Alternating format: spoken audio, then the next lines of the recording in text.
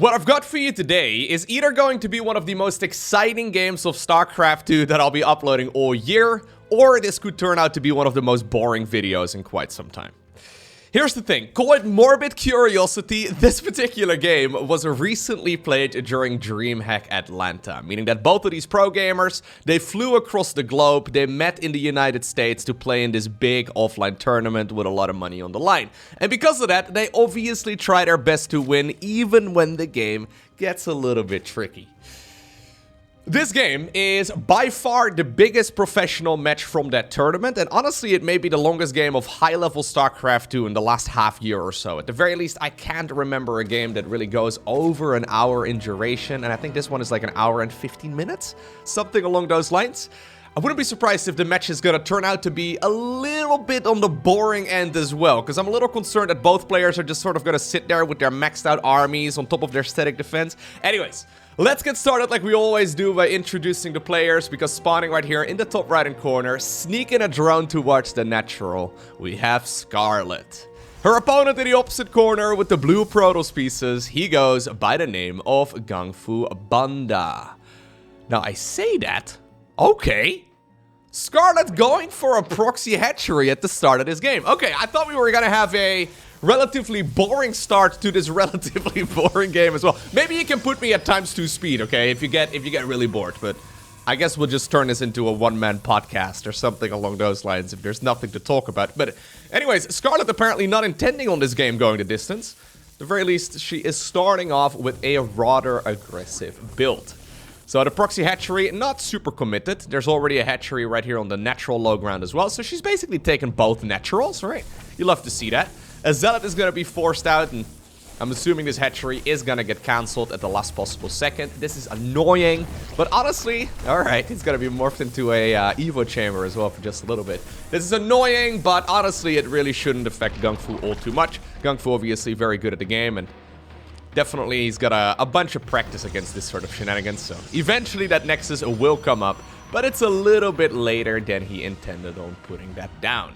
Honestly, not the biggest of deals, though, if you're... Well, you know what? He saturated that gas a little bit later, so maybe he was thrown off a bit. Anyways, in the meantime, we see Scarlett sitting at 600 minerals as well there for a second, so maybe things aren't starting off as well right here for the Canadian as we assumed.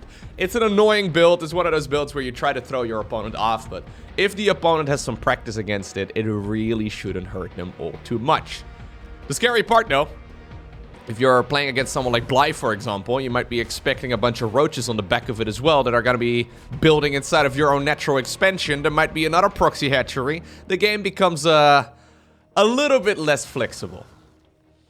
Anyhow, queens are going to be coming up. Additional queens also queued up. So Scarlett going straight into a supply block.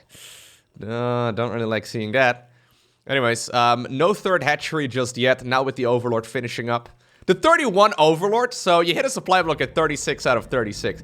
I am convinced that the most common supply block for Zerg is the 36 out of 36 supply block. For some reason, it apparently even happens at this level of play from time to time. I mean, it was only a couple of seconds, so not a huge deal, but every single time, the 31, 32 supply Overlord that you're supposed to start at that point, it's forgotten, man.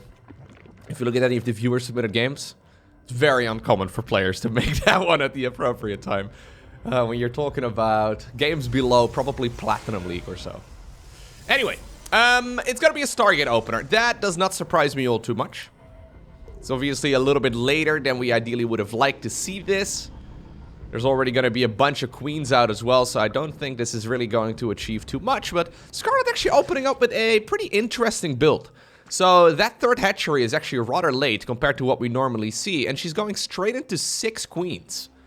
So I believe that those hatcheries have been producing queens non-stop ever since, well, they could have. Other than that small little supply block, I suppose, but that does mean that the Oracle should not be able to get a whole lot of work done. A couple of scouting workers picked off, apparently. Oracle now finally available. That Oracle is supposed to be on the other side of the map at about 4 minutes. And right now this Oracle is, not really achieving all too much. But then again, GungFuBanDa is going up against a Zerg player who's already delayed her own third hatchery. So, economically speaking, it's not like the Zerg is particularly scary at this point. Bailing Nest coming up right now, +1 melee coming up as well. All of this is pointing to a pretty aggressive game. There's the Twilight Council as well on the side of the Protoss. Okay, I was actually a little concerned that we were just gonna go straight towards that Skytles army.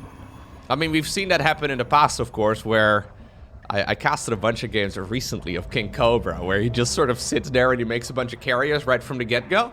That is not the case here at all. This is a dynamic, flexible game where both players are trying to out-macro and outsmart one another.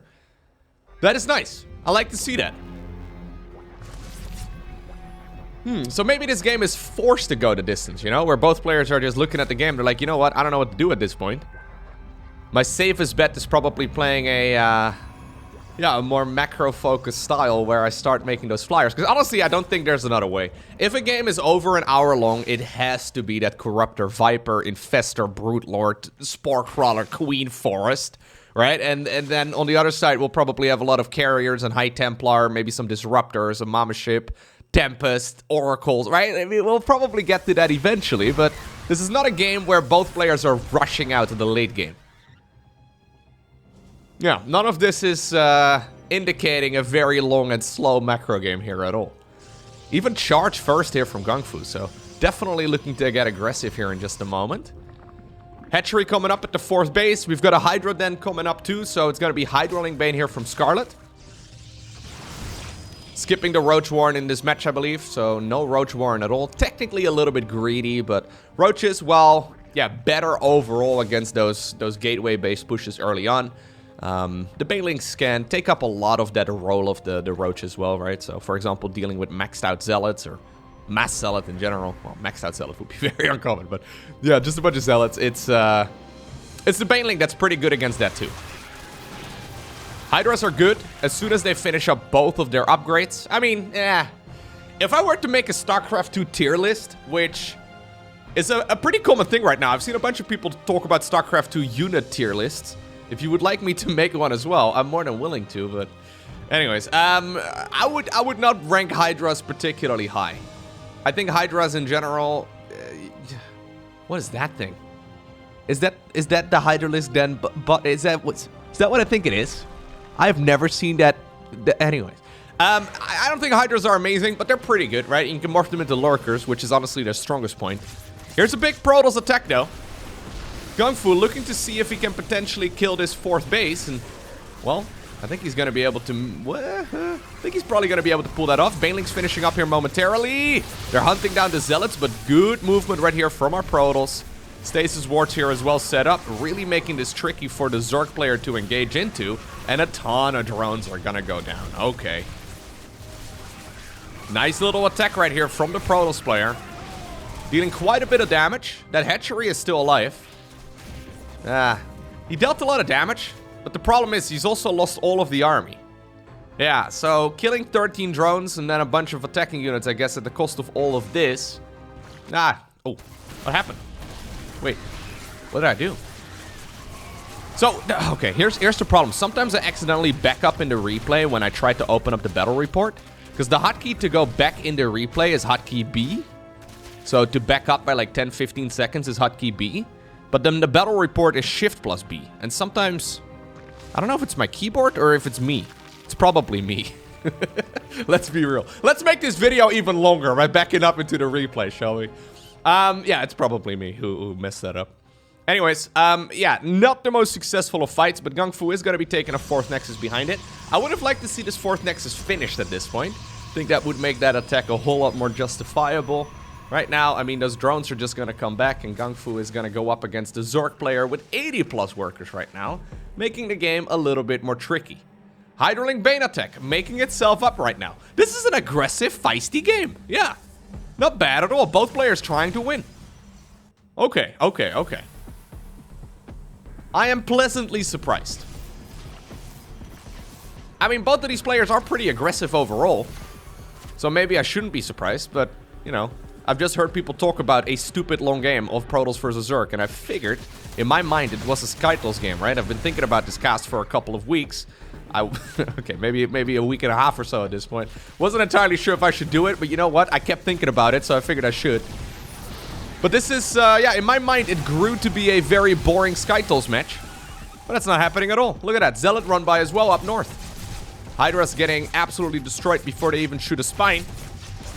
Baneling's over here connecting as well with the Zealots, but the Zerg army is on the retreat. Okay, that Zealot run by was really sweet. GungFu finishes up the 4th Nexus, and he should start mining here shortly from those minerals as well. That's going to make life a whole lot easier. I would love to see some High Templar coming up here. I think that would be a good choice, yeah. Does he already have any High Templar? Okay, yeah, he's got a couple. I was going to say, Storm is researched, so High Templar would be the obvious next answer. Against the Hydralink Bane army, a glass cannon unit composition. All of these units died to Storm really nicely. Against Roaches, Storm is nice, but not great. These units, though, they don't have a whole lot of HP. Only 90 health right there on a Hydralisk. Storm deals 80 damage. So, you know, if they're bathing in the Storm, they will mostly be dead by the end of it. Okay. The nice thing about Storm as well is that it completely ignores armor. So spells in StarCraft 2 ignore armor upgrades, and armor of units in general, so it just deals straight up HP damage. So even if there were a bunch of attack, or armor upgrades rather on these units, I think Scarlett is only going attack so far, yeah. But even if there were, you could still deal a ton of damage.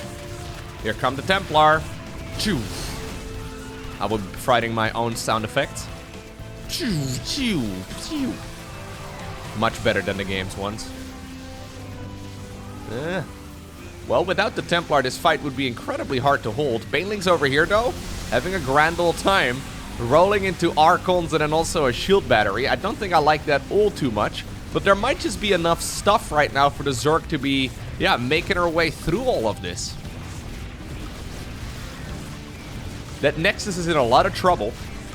Protoss reinforcements are coming up. Probes are going back to mining right now, too. Zerg also sending as many units across. Here's the problem, though. GungFu must have missed, like, a warp in or something, because he's got nearly 2,500 resources in the bank. Imagine if all of that would have been spent on army, this Nexus would have lived. Scarlett right now. I mean, she made a name for herself back in, like, 2011 for having a really good creep spread.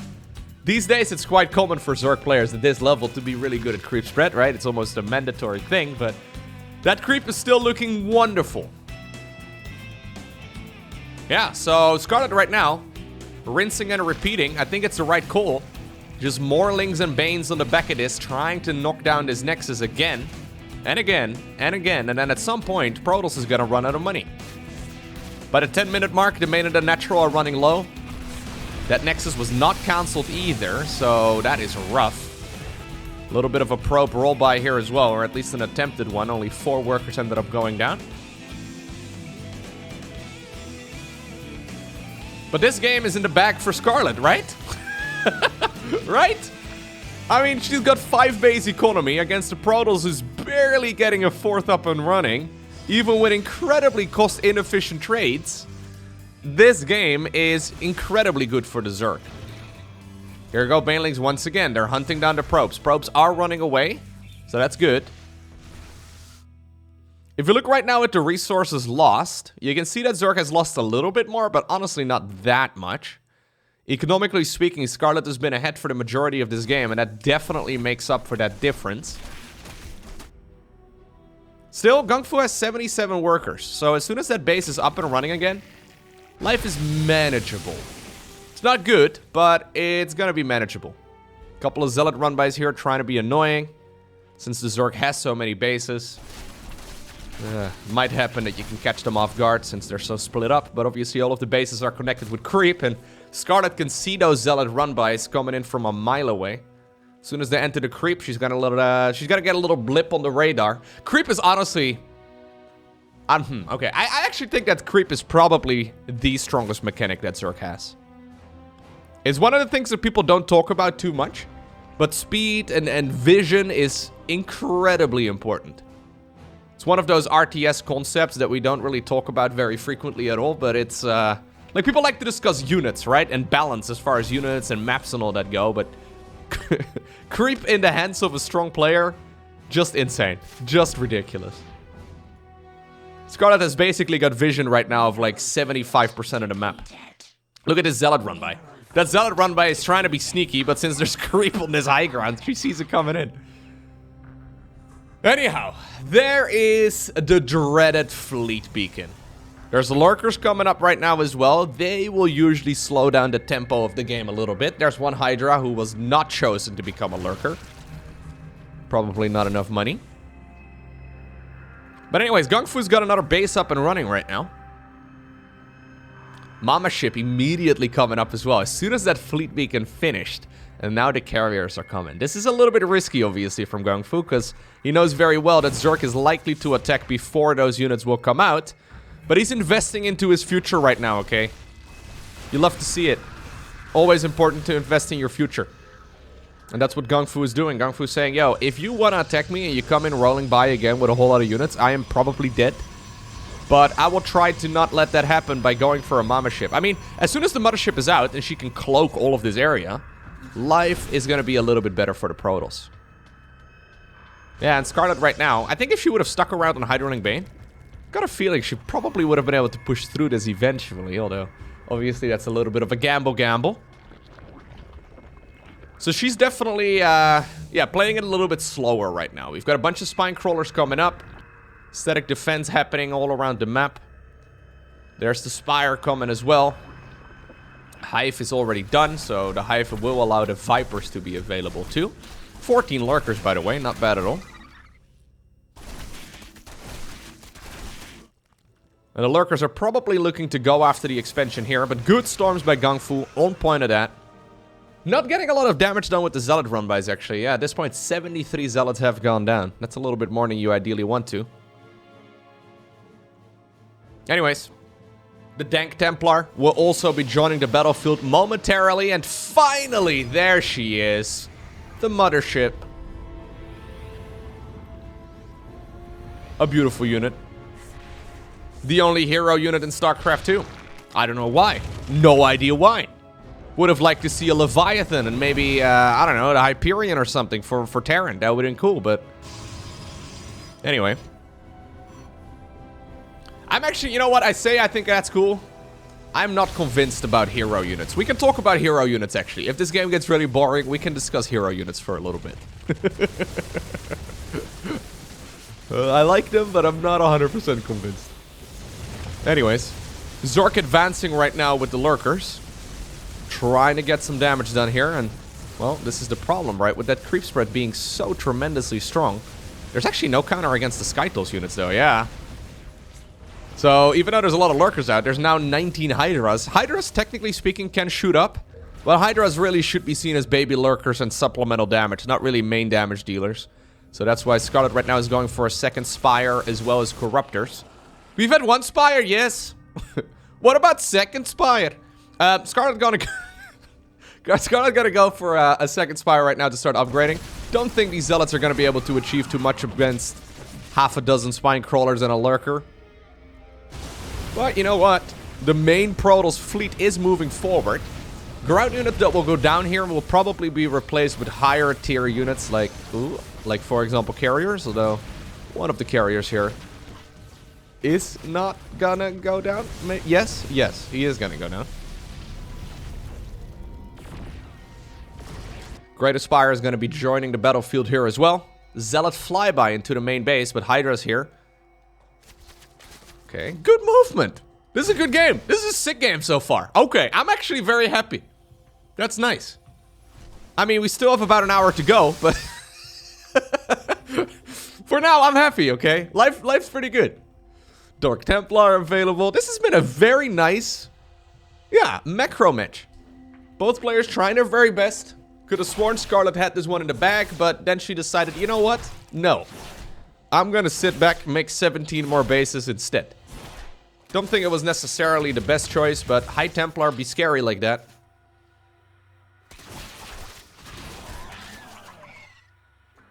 You thought you were gonna die, Dark Templar? Don't worry, dude. The Invisible Men with Capes, once again back in action. No detection available right now, but... Spore Crawlers and Spine Crawlers and Lurkers are going to be set up over there in the top left too. Okay. Couple of the High Templar. Excuse me. A couple of the High Templar are going down. We've got ourselves the Void Ray speed upgrade. Fair enough. Bottom right corner taken as well by GungFu. So we're getting into a split map scenario right now, right? Where if you draw a horizontal line through the minimap, it's gonna come down to the player that mines more. Very often in these types of games, actually, the player that just simply mines more resources will be the one who wins the game. So Scarlett actually now adding on more drones again. So she's going back to droning because she started up the spine crawler forest and the spore crawler forest, right? So we're at 16, 17 spores right now. About 10 spines as well, if I saw that correctly. Yeah, so 20 spores, 10 spines. We're getting into a counter of all your run-bys and flying units territory, which is kind of scary. This is where Tempest can be super nice. The GungFu right now, though, pretty much maxed out, so he decides to go for a couple additional Stargates and just as many upgrades as possible. Static defense in the bottom right-hand corner. It's what the minerals is going to be spent on as well. A couple high Templar here. Difficult for the Terran, or for Terran. Well, difficult for the Terran to engage into it as well. Recall on the Mama ship right away, but she does go down. Anyways, saw quite a few Zerg units just bleeding out as well. Despite the fact that the Mama ship is down, that's minus 400, minus 400. A lot of damage here is being dealt to the Zerg as well. That's one hatchery gonna go down, and I think a second one here as well. Maybe even a third in the top left-hand corner, because that one's already not looking particularly healthy. Then again, though, you gotta be careful. Yeah, recall was obviously used on the Mama ship, right? So that means that these Corruptors, they are hunting whatever they can. They would very much so like to snipe another one of those carriers if they can. Scarlett is thinking about collapsing on top of this army, and she is indeed going to make that move. This does mean I think that both of these players are going to lose their armies. But in the end, that is definitely a nice thing here for the Zerg, who's got more money in the bank, more money in general here. I mean, more money in prize money too, but that's not particularly relevant. But she definitely is going to be able to remax much quicker here. Then again, I say that. We've had a lot of additional Stargates. Yeah, we're now at 4 Stargates. I mean, carriers take a while to build, but it's not like Scarlett is really going to be able to do much until, you know, she is maxed out again as well. So she decides to go Ultra Cavern, additional drones, and now we're going to go into the Infestors too. Okay. Zergling run by towards the bottom right corner, but I love the fact that GungFu has got so much stuff here. Yeah. With a battery overcharge, those units and those structures are going to stay alive for quite a while. Immortal coming up as well. That is kind of interesting. So GungFu must be sniffing out the fact that there's a good chance that we are going to be seeing a Ultra transition here. Ultras are very scary, actually, until you get Immortals out. Immortals absolutely tear them apart. Brenda and Karen, a little bit too far off creep, but at the very least, they get to go to heaven together. Well, small piece of Brenda anyways. Zealots now, apparently not satisfied with their killing just yet. They're thinking about going after some Zerglings and a hatchery too. Don't think they're going to be able to kill the hatchery. But in the meantime, the Protoss reinforcements are once again out. We have an observer here in the mix as well. So that creep spread is getting the night of really nice. Oh my god, I would love to see all of this going down. Okay, yeah, that is the plan. A couple of Zealots are left with that task. Together with the observer. Okay. Very nice movement here by GungFu. Like, in my mind, and I don't mean any disrespect at all, but in my mind, I think Scarlett is a little bit stronger overall than GungFuBanDa, just because historically she's done much better. If I look at my illegal X stats, or not my illegal X stats, if I look at the illegal X stats real quick, Scarlett right now, it's a bit of a slow website today, apparently. GungFuBanDa. Oh my god, the website's really slow. Okay, so Scarlett right now, they're ranked 29 in the world. Okay, well, a little bit of aggression over here. As always, you gotta take those stats with a grain of salt, but I think it's interesting. So rank 29 in the world. GungFu right now to rank 41 in the world. Interestingly enough, for Scarlett it says she's now the #2 from Canada, which is kind of cool. Because I'm assuming the #1 position then in that case has been taken over by Trigger? Okay, Illegalek does not want to work with me today. Come on, Illegalek, you got this. Yeah, Trigger has been doing really well. So he's a Canadian Protoss player. who's relatively new to the scene, actually. So apparently he made it for the very first time to Grandmaster League during the Rona, right? So in like 2020 or so, he made it to Grandmaster League for the first time. Now making it to GM and the pro level is very different. But it's cool to see that, yeah, he's been making a name for himself. Very, very strong Protoss player from the NA region. Love to see that. Anyway. Overall, though. Finally the page loaded. Yeah, so Trigger indeed. With only a couple points ahead of Scarlett. Trigger indeed considered to be now the best player from Canada. I'm pressing X for doubt on that one. For at least another little while. But I do think there's a lot of potential here in him. Anyways. Yeah, so Scarlett historically $413,000 in earnings. Trigger at 25,000. GungFu at 51. So that's one of the main reasons why I tend to lean towards Scarlett in these types of games. Also, Scarlett's late game is actually super scary. So we are definitely in the late game right now.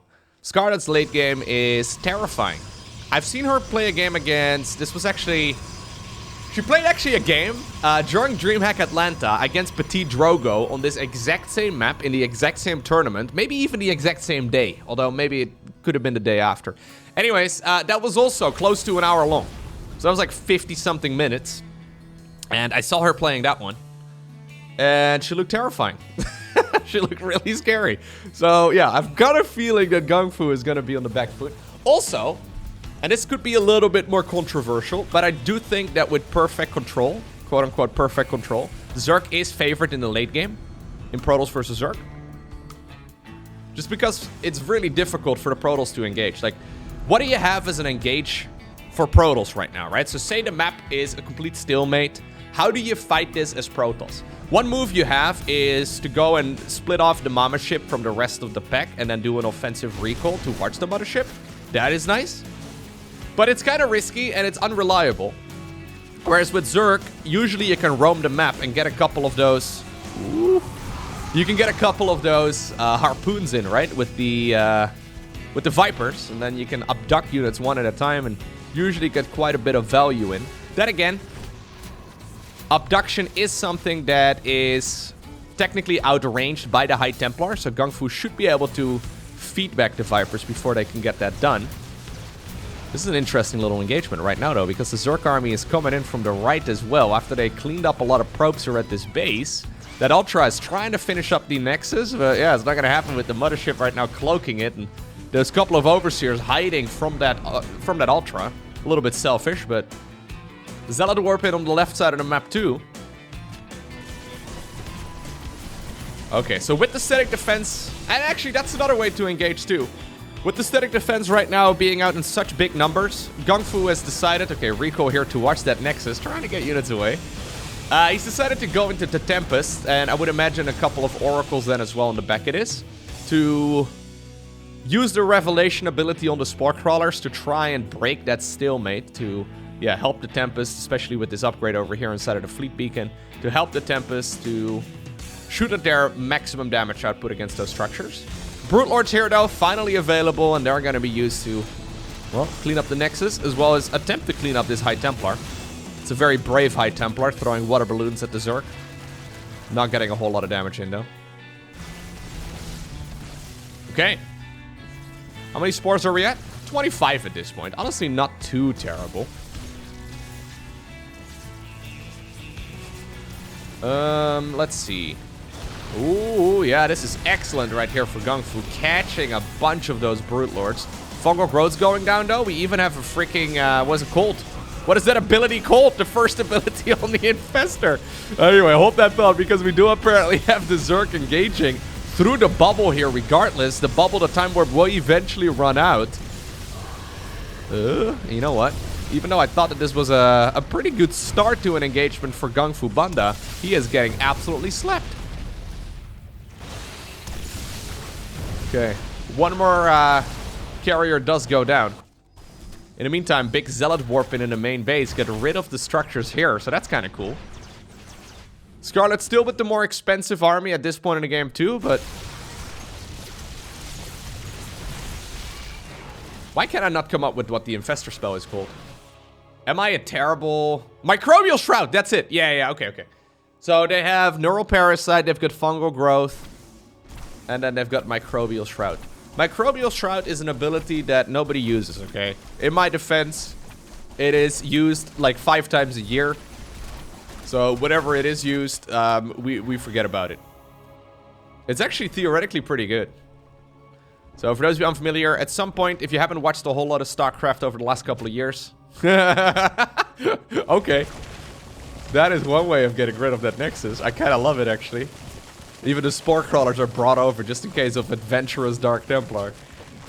Once upon a time, the Infestor had an ability called the Infested Terran, right? They replaced the Infested Terran with Microbial Shroud. Now, it was like replacing an S tier ability for Zerg with something that is like closer to F tier, right? If we're talking about tier lists, Microbial Shroud is probably the worst spell in the game, whereas the Infested Terran was probably the best spell in the game, which is kind of ironic.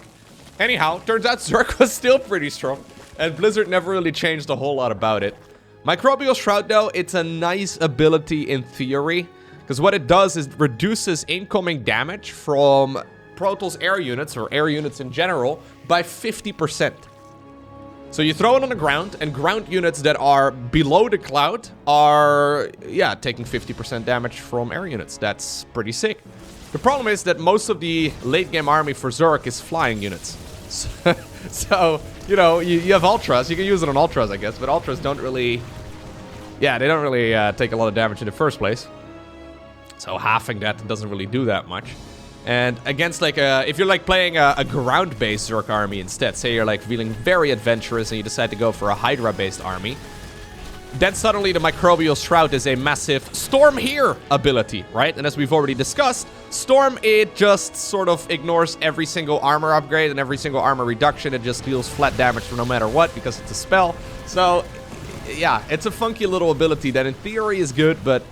realistically, in a game of StarCraft 2, it doesn't really have a whole lot of use. Although you can throw it, I guess, on a bunch of things. And it can be helpful, maybe on some Queens, maybe on some Ultras. But since there's already so many other things to manage in a fight, it's difficult to actually get a lot of use out of it. Queen? No! Scarlett, what did you do? Okay, she made it... She killed the Queen and then made a new one right away. I think she felt guilty. That's the only reasoning I have here.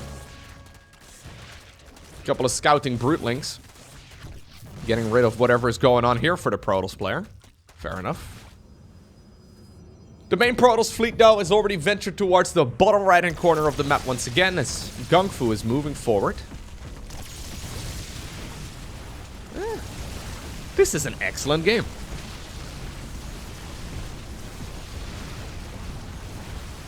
Even though the hatchery was denied for a little bit because there was a Nexus in the way, the static defense that killed that Nexus, they're gonna get mostly killed here as well. Finally, the Brute Lords are here. They're kind of slow and sluggish. But by the time they arrive, the Protoss army has already done its damage, and they're gonna be chilling in the bottom right-hand corner. Brute Lords are a funny unit. Like, they're super strong against Protoss ground units, but they're so slow that, like, you kind of need to hover them right over here in this section of the map, because otherwise they just can't make it anywhere. Yeah, this is the right place for these units to hang out. Or maybe over here, but, like, at least, like, somewhere where they can actually get into the combat in time. Because oftentimes, if you have them hiding in one of the outer sections of the map, it's really difficult to get in time, because, well, they will just be too slow. A lot of ground units still available for GungFu. I actually really like this. So, it's a battle for the final minerals. I've got a feeling that this Nexus over here, though, is pretty important, right? I feel like GungFu needs to attempt going for a Nexus over there. The Brute Lords can engage that pretty easily, but... long distance mining this expansion is one option, I guess. In the meantime, the Brute Lords... Okay, maybe they are on one of the outskirts of the map, but they have found a way to still help out. This is gonna force the Protoss army to head back.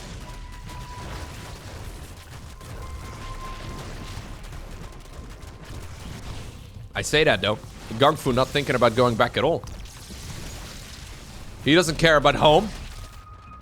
This man is a nomad. He wants to be everywhere. The map is his oyster. The main base is his map. Or, well, the map is his main base. That probably would have been a better way of putting that. Anyways, what I'm saying, though, is that apparently he doesn't care about losing a couple gateways again. He could obviously rebuild whatever he likes right now, but he doesn't have that much money, actually. Since I've been training so aggressively... Yeah, both players have lost a tremendous amount of stuff. It's been pretty much even. Actually, pretty wild. You know what? I have no idea who's winning this right now. Scarlett is not maxed out. That is a little bit tricky. The Brute Lord's going back to town. But GungFu is gonna engage on the other side of the map instead. He's got a lot of static he's got a lot of moving defense, but now suddenly the Zerg army collapses on top of it. Fungal growth inhibits the ability to use Blink. So suddenly, so much damage was done to that army. Now the recall was even cancelled as well, as GungFu apparently wants to continuously deal damage. Okay, so we're in an awkward little base race type of scenario. Recall is now on cooldown, so GungFu is not going to be able to go back. I thought he was recalling this army, but it must not have been the case. Anyways. Great Spire goes down. Spire, the second Spire. Second Spire. That one ended up going down as well. Hydra Den, Lurker Den, everything's dead. On the side of the Protoss, GungFu is going to be losing all of his tech as well. I think that Dark Shrine is not going to be too far behind. New Greater Spire building all the way in the top left-hand corner. The Corruptor, Viper, Overseer force has come back home.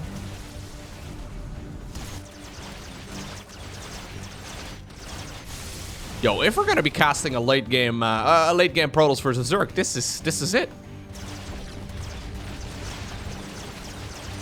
Yeah, a bit of a controversial match, but I'm kind of digging it so far. So, in case you're just now tuning in, this map indeed does start off in the top left. So this is the Zerg's main base over here, and this is the Protoss main base. Don't get it twisted. Fleet Beacon also. Hey, you gotta kill that. Come on, Ultras. That's an expensive structure. There you go. Fleet Beacon also does go down. Alright. So, GungFu is gonna be rebuilding everything. Is that the cool? Yeah, he's got no Cyber Core. Scarlett has still got the Hive up over here, so that's nice. So she can still make whatever she likes, although, yeah, she's got a spawning pool here. No Hydra Den, no Lurker Den.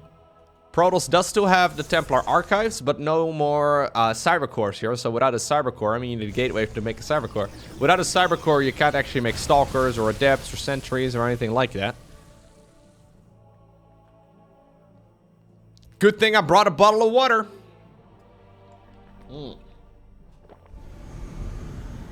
Okay, so let's talk about hero units for a little bit. StarCraft 2 has one hero unit. It's the Mothership.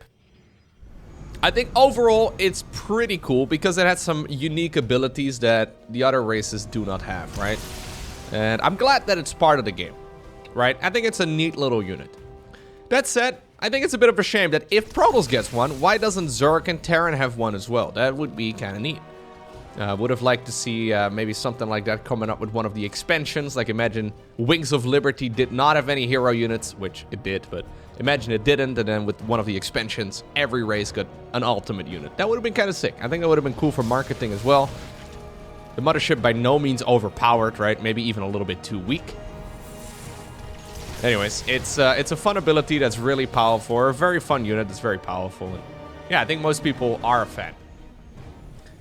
The way that most RTS games, though, do hero units is, like, for example, the way that Warcraft 3 does it, where it's not the last unit you get, but it's the first unit you get, right? It's pretty much like your most important unit that you want to get as quickly as possible. I like that style of RTS as well, but it becomes... The tempo is very different. I personally like the way that StarCraft does that a little bit better. StarCraft Brood War, that is. Where, yeah, it's just a little bit more straightforward and everybody knows exactly what's happening. It's not particularly complex. One problem you run into with hero units, as a more casual viewer, is that they have so many different abilities that it's difficult to figure out exactly what's going on. I actually kind of think that that is a problem in StarCraft 2 as well with spellcasters. I kind of think, and maybe I'm wrong, I wonder how Stormgate is going to pick this up, but I kind of think that these spellcasters for Zerg have too many abilities. So the Viper over here has got four things in the bottom right-hand corner, right? And the Infestor's got 3 of them, and the High Templar's also got a bunch. I think it's cool if the units have, as a casual observer, only one ability that is used 99% of the time. Or maybe like Storm together with like, for example, the ability to morph into Archons. But something that is very obvious. Abilities like Feedback, while technically cool, kind of difficult to explain to a more casual audience.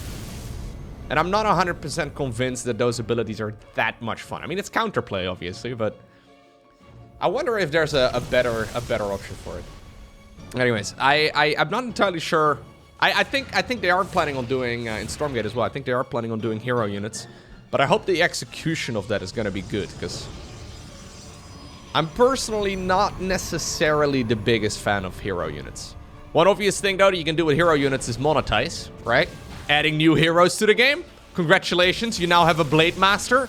Everybody's still playing Farseer? Ha! You're a Farseer guy, that's pathetic. No, you gotta go Blade Master. That would be... It could be cool, but it could also be kind of stupid, right? Because it almost sounds like you're forced into getting that. So I'm not exactly sure how they're planning on doing that. And it's a very delicate balance for sure. Anyhow. Good movement here by GungFu. Trying to get a little bit of work in. We're getting to the point actually where there's way too many probes. Yeah. Nice catch right there by Scarlett actually. I feel like Scarlett has been trading a little bit better lately. Yeah, she has been. Okay.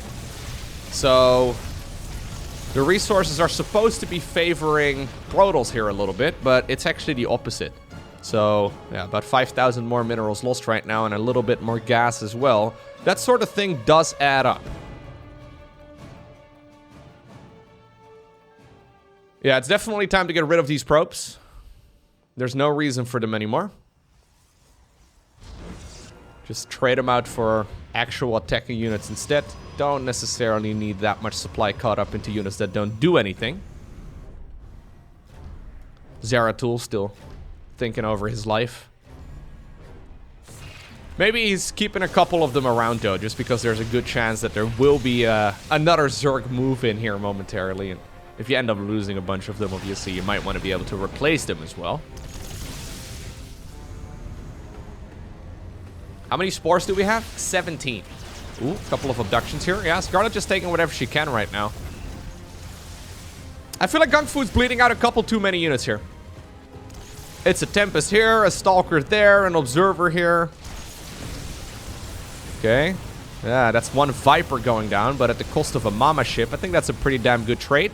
A couple of Interceptors here also going down. I think that's one Spore Crawler. So those engagements, yeah. Well, a couple of Infestors apparently also got picked up. Anyways, those engagements are pretty damn good for Scarlett.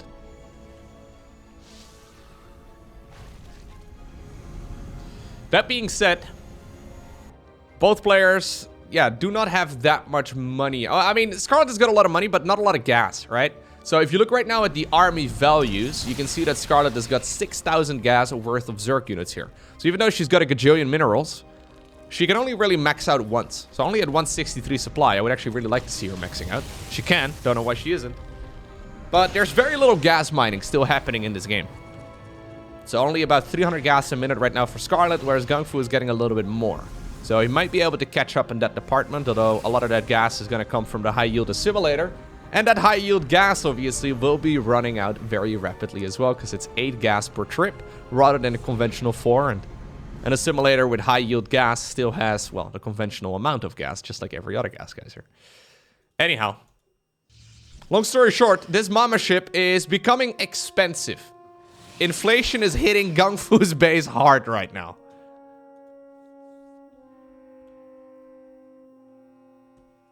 Scarlett could, of course, spend all of her minerals on static defense. And I actually don't think that's a terrible idea. Because more static defense, okay, that's a High Templar. More static defense is better than less static defense.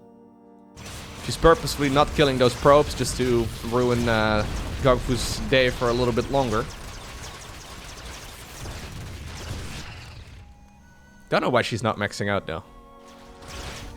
Maybe she's unsure as to what she should build? Eventually these probes are gonna need to be addressed. That's one way to force the Zerg to kill him.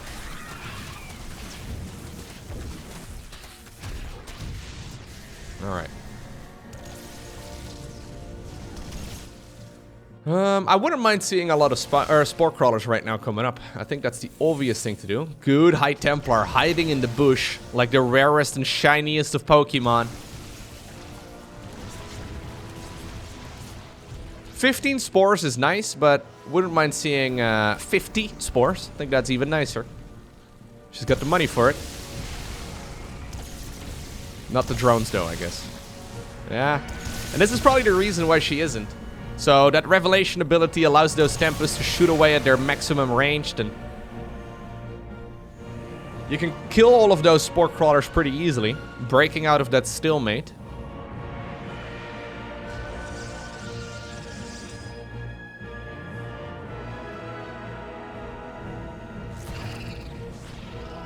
Okay. Yeah, now the static defense is coming up. I think it makes sense.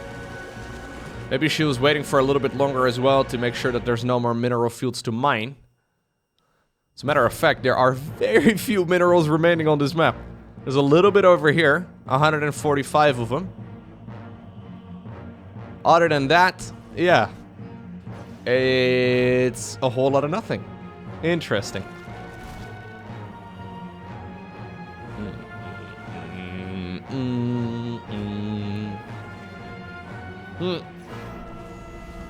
One thing to note, actually, yeah, is that apparently Protoss does not have their maxed out upgrades yet. So that really is a bit of an oversight here from GungFu. Having those additional upgrades really does make a difference, and maybe the Mothership would have survived with one of those abductions. You never know. You could count all of the attacks, I suppose, but Ultras do not care, by the way, since they're massive units.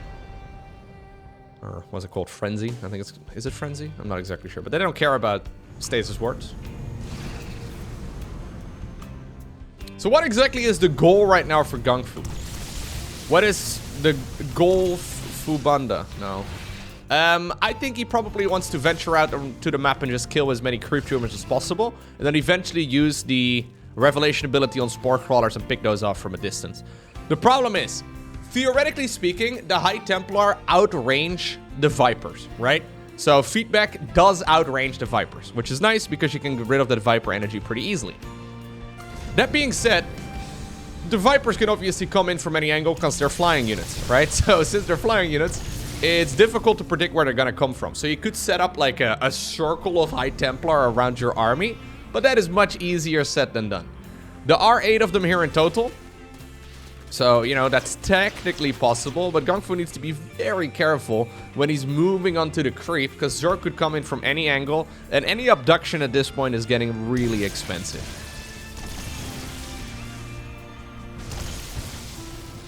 Scarlett, in the meantime, doesn't really want to fight without her spore crawlers. Now, obviously, you can push the creep forward and then bring the spore crawlers a little bit closer as well. They're quote-unquote static defense.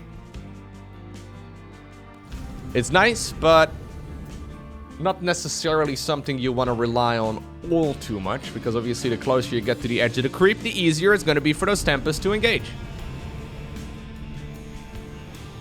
So it's a late game dilemma between these two. Creep spread still looking ridiculous though. Yeah. The couple of queens that are still available, it's 8 of them actually. That's not bad at all. I thought there would be less. Scarlett could actually make more queens. It's starting to be a little bit uncomfortable that she does not spend her final resources here, because she's at 175 supply. I've seen her do this before, so I think it's on purpose, but I don't know why. Like, it's nicer to have more than less stuff, right? Am I crazy? Maybe she's a minimalist. Yeah, that's probably it.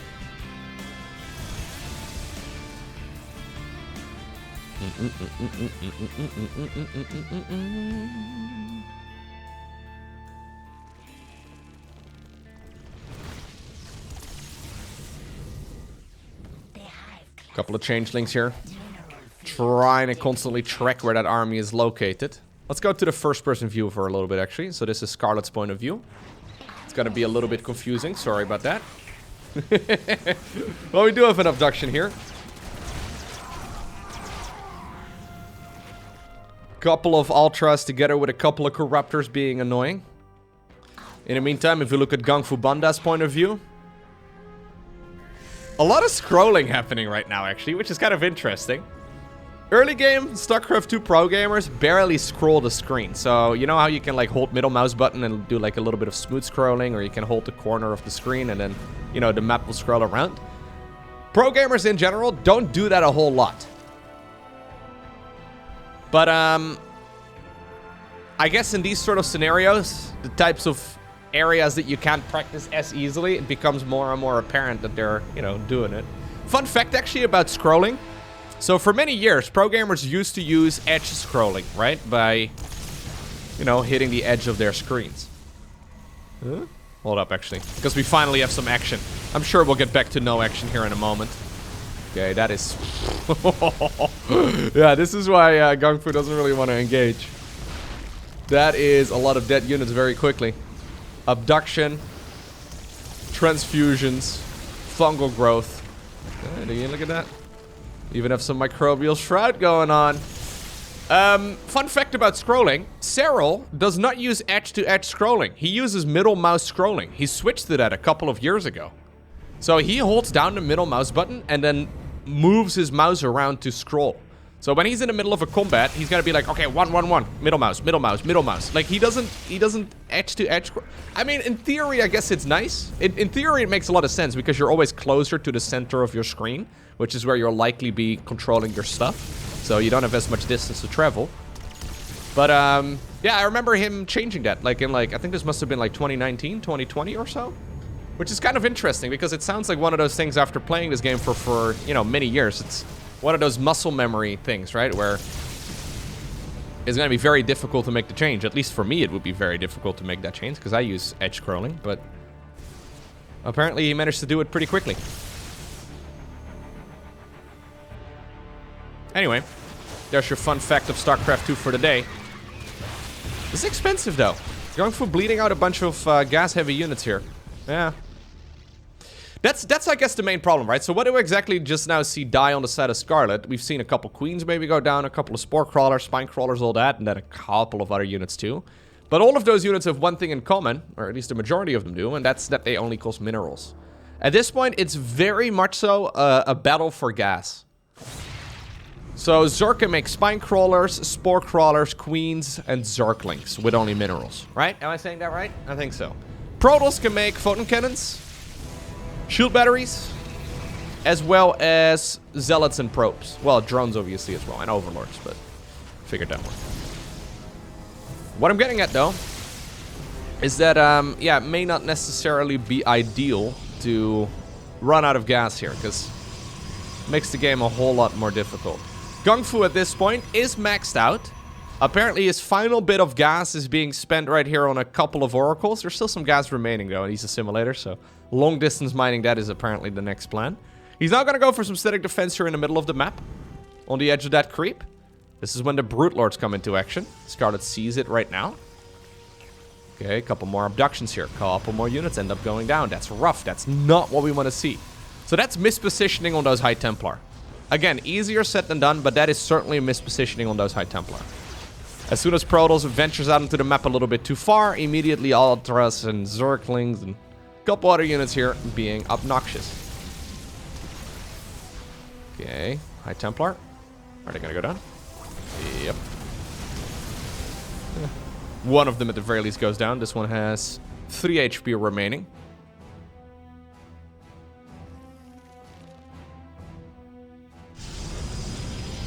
So I guess the idea is to back up towards the shield batteries and slow push with them. If you're gonna put them this close together though, there's no way you're gonna be able to cross the map with it. But I guess GungFu doesn't need to cross the map. He just needs to, yeah, force a battle with that static defense present. GungFu right now, though, pushing into a super dark base, right? Where Scarlett can kind of see everything. This is kind of scary. When you're Protoss in this scenario, you're looking at this and you're like, oh my god, where do I even go? I don't know where that Zerg army is. It could be anywhere.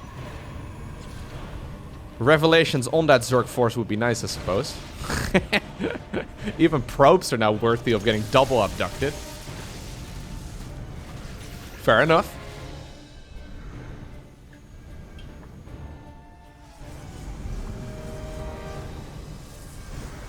Nearly an hour in.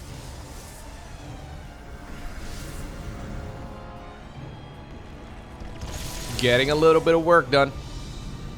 Killing a couple creep tumors. That's all we're gonna have. There's gonna have to be a clash between these armies at some point. At the very least, that's what GungFu wants.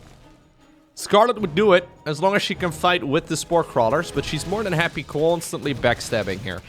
Keep in mind that the win condition in a game of StarCraft 2 is to destroy all of your opponent's structures. And yes, this counts as structures. So just going after these over here does not really do that much, other than, you know, annoy the Protoss and force them to move around. Yeah, this is where you live now, right? Like, GungFu can't leave. He's now stuck in this section of the map, because as soon as he leaves, there's going to be Brute Lords all over that. Scarlett's still not maxing out, by the way. Why are we not spending our money, Scarlett? We're at 173, and we have a lot of money in the bank. Do you not want more Corruptors here? Maybe a couple more Brutes?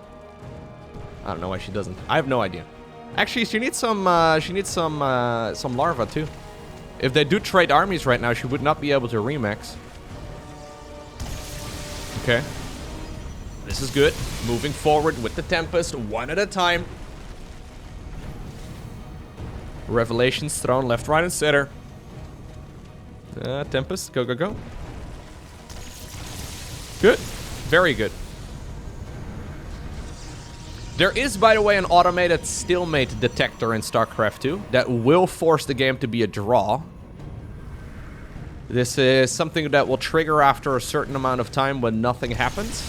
And then there starts a counter, basically, that indicates, hey, if nothing happens before this counter goes down, the game will end in a tie. That's happened a couple times, but...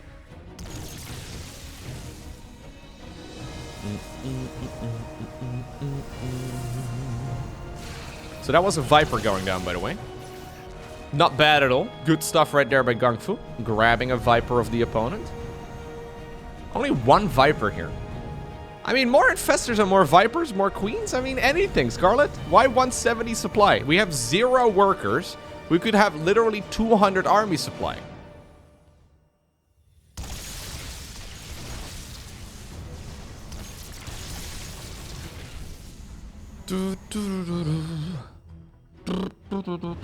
Okay.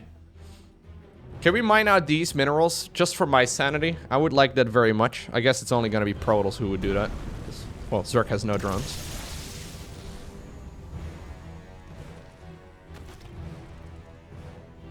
I think she's not maxing out on purpose here. Although I don't know what the purpose is. Like, I've seen her do this multiple times, so there has to be a reason for it, right? At this point, there's not that much going on that she can't remix. Like, there's no reason to not be remixing here for quite a while. Yeah, she makes a couple of Vipers. But that's it. Interesting. That is really interesting. You'd imagine that in your head you have an ultimate unit composition and you just want to max out with that, but apparently she'd rather save the gas. Better be safe than sorry. Maybe the army that she's got right now is deemed strong enough to kill all of the Protoss units here. So what exactly is it? Seems like an arbitrary number though. 37 Corruptors. Maybe that is not arbitrary though. There's a chance that that is perfect for like abducting and then, you know, 1 or 2 shotting certain items and certain units of the opponent. And anything over that would not be beneficial. Yeah, so apparently this group, is that on purpose? 37 is perfect for one-shotting a mothership with full upgrades? That might actually be the reason. Like, why go over a certain amount that would one-shot if, you know, you're trying to one-shot stuff? Yeah. You would just be running the risk of accidentally getting stormed rather than getting, you know, fresh units out of the cocoons. Anyhow. GungFu, making Mothership 3.0? No, 5.0, sorry. The 5th Mothership coming up.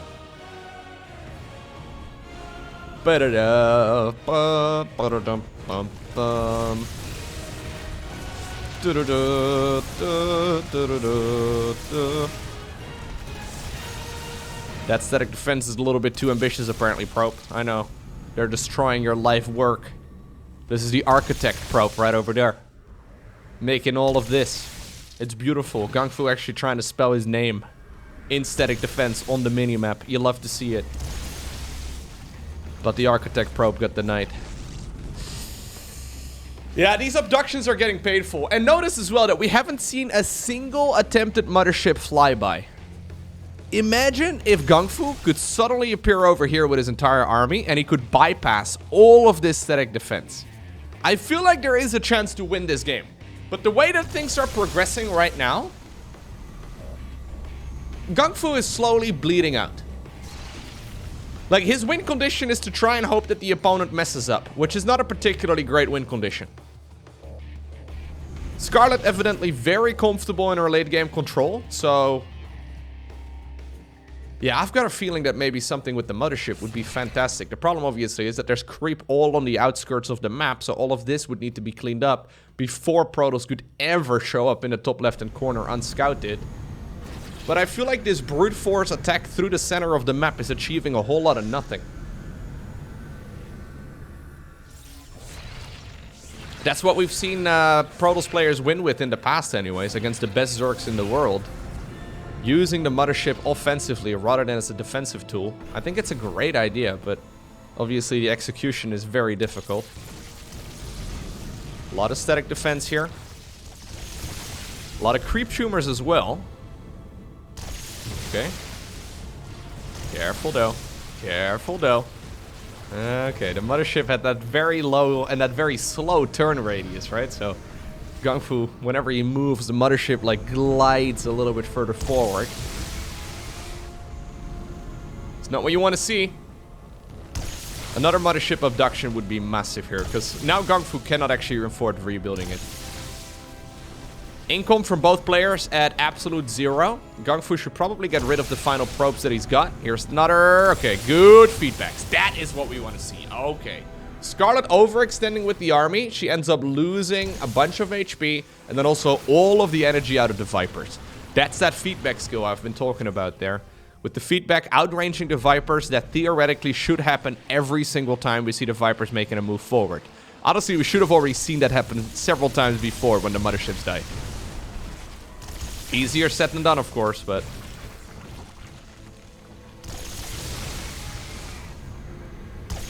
okay. A lot of static defense is being killed now, though. Apparently it doesn't show the structures that have gone down here recently. Or maybe it just reset, I'm not exactly sure, but... 41 Spore Crawlers have died this game so far. You see, overall, though, Protoss has lost more stuff.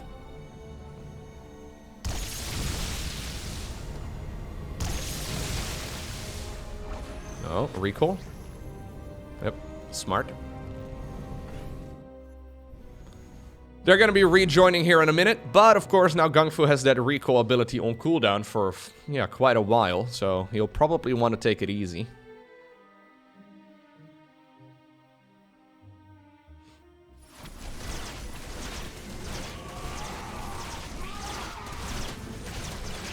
Okay. Oh, free high Templar? Hello. Okay, don't know what he's doing there. Scarlett right now doing her opponent a favor as well by killing some of the probes. Yeah, she realizes it too. She's like, wait a second. I should probably not be killing the probes. It's funny how the games always start off with worker harassment in the earlier stages of a match, and then at some point you're like, you know what? No. We're gonna switch to keeping your workers alive instead. You can force them to be dead by killing the hive, okay? I don't think Scarlett cares that much about this extractor. Apparently she does. I will never doubt her allegiance to the swarm ever again.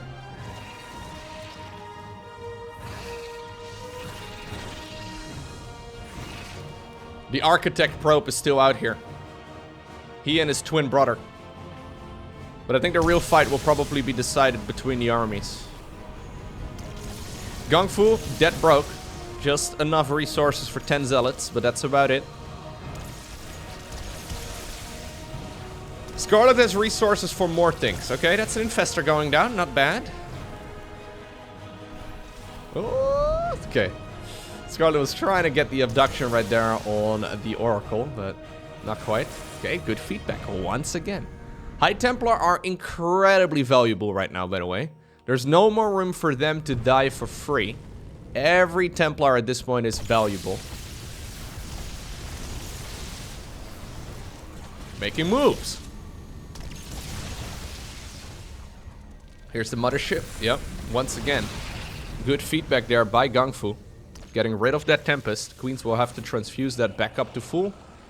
They probably will here momentarily. Creep is being pushed forward, but GungFu actually making a little bit of progress here. Scarlett just realized she doesn't have an infestation pit. Actually, she's got a whole lot of nothing. She doesn't even have a spire. This is a little bit dangerous, Scarlett. Scarlett does not have a spire. So I don't know what her final transition would be, or like her final like units that she wants to produce here, but I would imagine it's corruptors. Maybe she wants to go for a bunch of infestors. Maybe max out on more infestors here. Neural Parasite obviously has a lot of potential. Only 2 Vipers at this point as well scares me a little bit. 2 Vipers, 1 infestor is not a whole lot. Okay, it's 3 more infestors. Yeah, so she's very carefully spending the final resources, not just maxing out like I would have, like 12 minutes, like 15 minutes, okay, like half an hour ago. I would have smashed my piggy bank then. But no, apparently we're playing the patience game instead. Makes sense, I guess.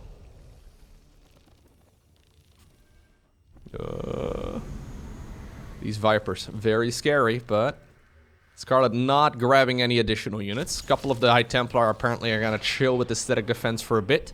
These guys are on break, whereas there's 3 over here that are once again wandering forward. Good feedback, excellent feedback.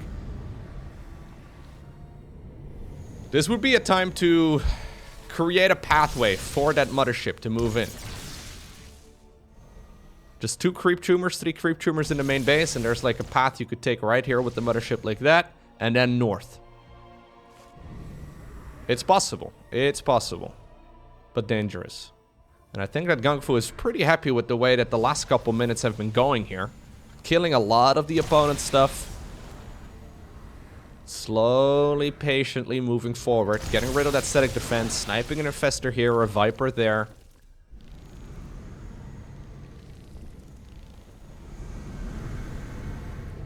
We're building up, though, to a clash between these 2 armies, I believe.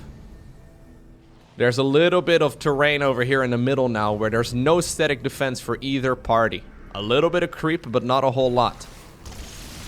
This might be enough for Scarlett to engage into, but GungFu needs to be very careful that he does not overextend. Fungal Growth, Parasitic Bomb, it's a wombo combo that's incredibly lethal. We've got only 3 Archons here, which is not a whole lot, but it's enough to make sure that the Corruptors don't just carpet bomb dive right on top of those carriers, which we've seen them do many times before. The famous Lowko maneuver.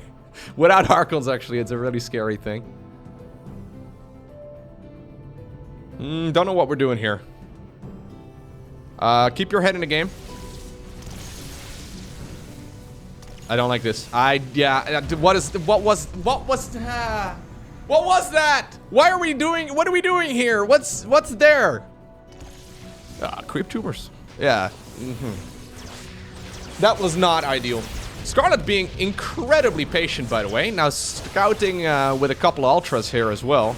Ultra's getting trapped. No recall available for Zork last time I checked. Okay. Thought she was going to be able to kill those High Templar, but at the very least the Ultras go down here, so that was pretty sweet.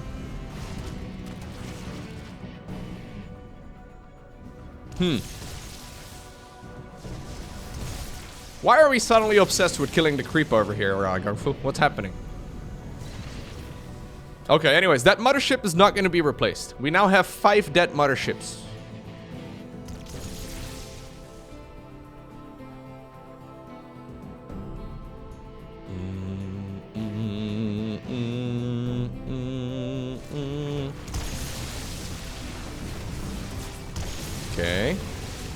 There's the Microbial Shroud. Pretty damn good on the queens, actually, not gonna lie. A couple of Interceptors also go down. Keep in mind, the Interceptors are not free units. Interceptors cost 15 minerals each. It's not a lot, but GungFu doesn't have any money. As a matter of fact, right now he's got, like, resources for, like, 8. Okay, so he's starting to be a little bit desperate right now. Moving forward, Microbial Shroud once again on top of the queens. Broodlords here trying to help out to the best of their abilities as well. Storms here could be massive, right? Against those clumped up Zerg units, that is pretty sweet, although the Templar need to be cautious. Yeah, he's starting to be a little aggressive right now. Maybe a little bit impatient, but apparently he needs to engage right here, right now. I mean, all of the Interceptors at this point are deployed. He's not going to be able to remake anything anymore, so this is what GungFu is going to have for the remainder of this game. Is it enough to push back that Zerg force? Finally, the Corruptors are finding an area that they want to fight in. Those Infestors beautifully funneling over that little crevice here. We do have the Void Rays desperately trying to max out the damage, but in the end, there's a little bit too much Zerg. Bleeding out those units over the course of this game was just a little bit too much, and it's indeed Scarlett who obtains the victory in this epic game of Protoss versus Zerg. That turned out to be so much more exciting than I thought it was gonna be. Hey, if you made it all the way until the end of this video, take the 1 second that it takes to hit the like button. If you didn't like it, I guess you can hit the dislike button guilt-free as well, but make sure to rate the video, so that way it might get picked up by the YouTube algorithm. Hey, thanks for watching. Have a great rest of your day. Don't forget to smile, and I'll see you once again in the next one.